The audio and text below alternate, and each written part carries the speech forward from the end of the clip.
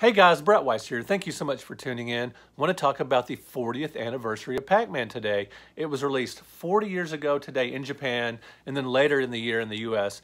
Awesome game, cute graphics, great gameplay, real intuitive controls. It kicked off Pac-Mania, a hit song, an avalanche of merchandise, and it's still tons of fun to play today, still very popular today. Pac-Man remains one of the most popular video game characters of all time. Now, I want to talk about my 5 favorite memories with Pac-Man. Number 5, playing the Atari 2600 version. Now, you guys know this isn't a great version in terms of arcade ports. It doesn't hardly look or sound like the game at all, but the rough basic gameplay is still intact. You know, you go around gobbling dots, 4-way control and everything. But I actually like the game. When I first played it, when it came out, I was a little confused because it just kind of looked sick. Pac-Man looked sick, the coloring, and it just kind of seemed like a sickly game when I first booted it up. However, once I started playing, it's actually a lot of fun. It's a good challenge, and by this point, I was actually burnt out on the arcade version of Pac-Man. So I was really glad to have a new challenge in a game that was actually so much different. So forget about the Pac-Man license.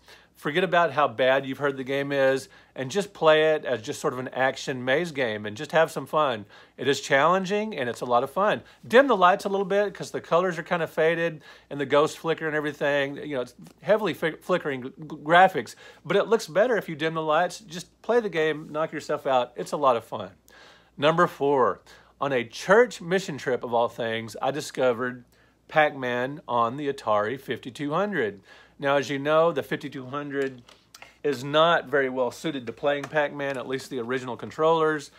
Non-centering, when you move them to one side, that sort of stays up, stays there a little bit, and they're non-centering. So when you do that, it doesn't snap back to the middle. You know, full 360-degree movement, not ideal for a game of precision like Pac-Man. But still, I was blown away by the, relatively speaking, arcade-style graphics, how much better it looked than the 2600 game.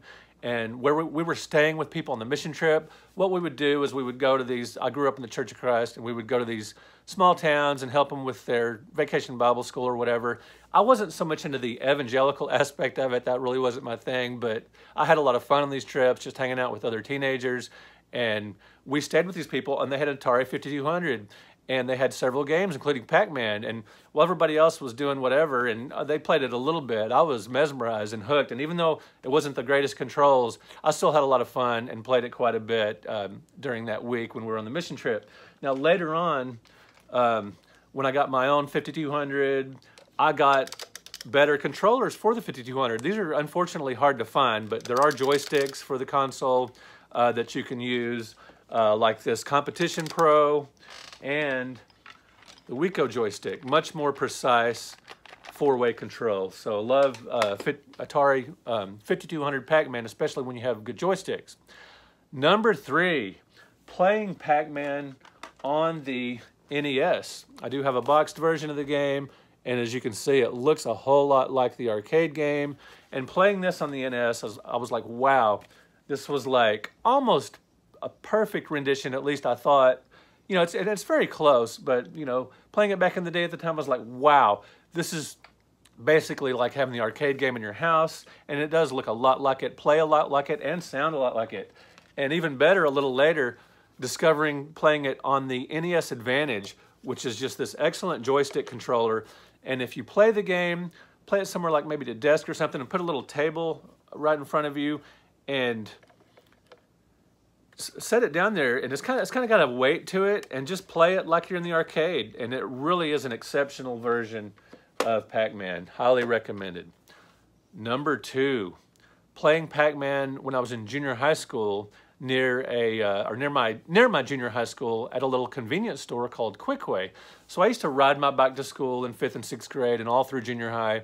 And you know, it was about a 1.5 miles from my house, the school, and near the school was a little convenience store. And back in the day, just about every convenience store, it seemed, had either 1 or 2 arcade games and a pinball machine somewhere in the store, like back in the corner or whatever, and kids would hang out jam-packed in the back corner sometimes. But before and after school, I would play. They had Asteroids, Phoenix, and Pac-Man. So I played Pac-Man quite a bit at Quickway. It wasn't my favorite of the three. As a matter of fact, it was my third favorite. I absolutely destroyed Asteroids, played it forever, got really great at it. Phoenix is one of my favorite, the shooter is one of my favorite video games of all time. Both Asteroids and Phoenix are shooters, and I do love the maze genre, but I did like those two games better than Pac-Man. But I still had a lot of fun with Pac-Man, and it was great playing before school, after school, and sometimes during school. Back in those days, in the early 80s, you know, store owners and just the whole thing, it was a lot different than today. There wasn't as much monitoring, and you could sort of get away with skipping school a lot easier, and to being at public places without your parents during school hours. There just wasn't as much monitoring of that kind of thing. Had a lot of fun playing some Pac-Man instead of going to school sometimes, but usually it was before or after school. I would set off, you know, I would leave, this is how much I like playing. I would leave, you know, 30 minutes early. You know, I hated waking up early, but I would leave 30 minutes early on my bike just to get there so I could play some Pac-Man before school. And my number one favorite memory of all time of playing Pac-Man is, well, it's not actually playing Pac-Man, but it is a Pac-Man memory. Back in 1986, some friends and I went to go see Ozzy Osbourne play a show in Fort Worth, and you guys have watched my channel a lot. You may have seen the video before, and I've posted on social media. We met Ozzy at this little restaurant about an hour west of Fort Worth, Texas, because we followed their tour bus after the show, and they pulled over to switch buses, and Ozzy and the band and Sharon Osbourne, they went inside to just kind of look around and kill time while the you know, equipment and everything was being changed between buses because they were switching buses. And we met the band and we talked to them a little bit and, you know, had our pictures made and everything. Here's me and Ozzy. And I've had a couple of friends clean up the photo since. There's a reflection on it, so you can find that online. Just look me up on social media, Facebook, and actually I put a new thumbnail on this video. So if you go to YouTube and just put in Brett Weiss, Ozzy Osbourne, I'll also put a link to that video. I tell the whole story about how I met the band. But I made a new thumbnail with the better version of this picture. But anyway, I asked him, I asked Ozzy, I said, Ozzy, do you want to play Pac-Man? And this was after we'd had our pictures made and everything, or before, I can't remember, whatever the case.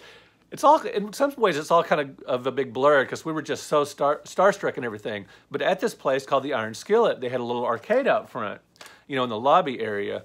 And I noticed they had a Pac-Man machine. And so I had quarters in my pocket. I whipped out a couple of quarters and I said, hey, Ozzy, you want to play Pac-Man?